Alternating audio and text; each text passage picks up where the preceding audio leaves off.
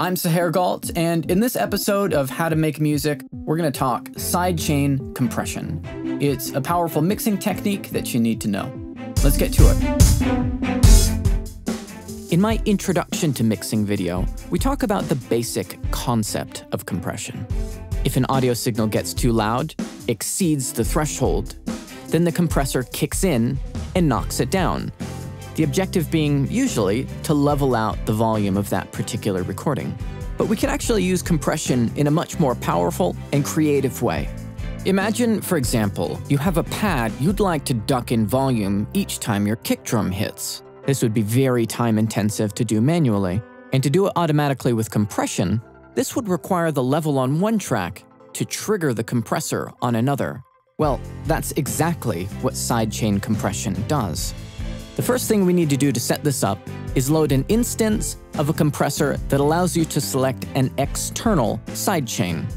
So I've got a synth pad here that I'd like to duck out of the way when the kick drum hits.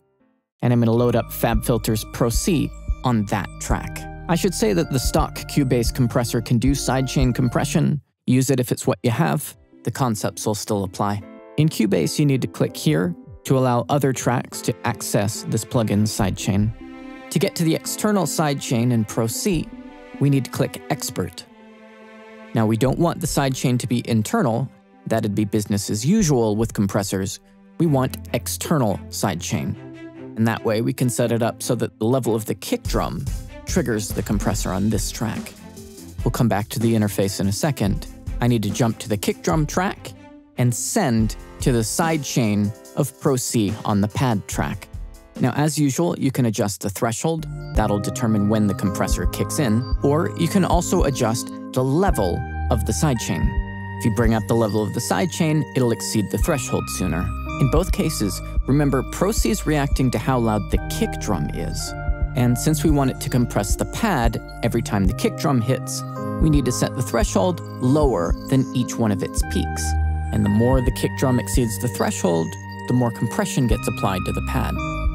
Hit Audition if you want to only hear what the sidechain is being sent. And you see there, every time the kick drum hits, we've got some gain reduction. Now, we're not done yet. On a lot of compressors, you'll find auto gain. It compensates for the amount of gain reduction we've done with compression by increasing the output level. Usually, this is a very convenient feature, but for sidechain compression, it basically undoes what we're trying to achieve in the first place.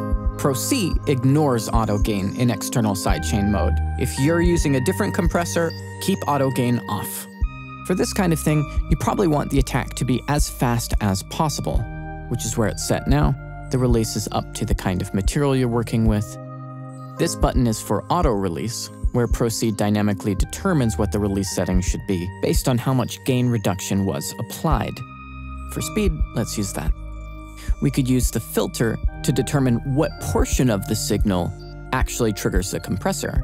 Imagine you didn't have an isolated kick drum, but you had the whole drum kit that you were sending to the sidechain. Well, you could use this to filter out everything but the kick drum, and that would work just as well as having the kick isolated like we have now.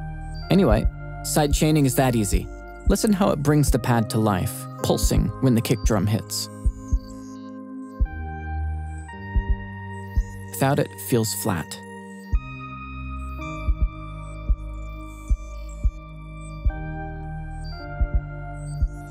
We also get more impact when the kick hits, because the pad gets out of the way. And there we go. Now, there are lots of ways to use externally sidechained compression. It's a very powerful tool in terms of molding a mix, but it also gives you some very interesting creative possibilities. You can use it to duck audio underneath a narration, make delays or reverbs get out of the way of the signal that's generating them, or simply use it to create interesting rhythmic effects. There's a lot there to try. All right, if you have any questions, ask me in the comments below. Subscribe so you catch my future videos, and as always, thanks for watching. I'm Saher Galt. I'll see you next time.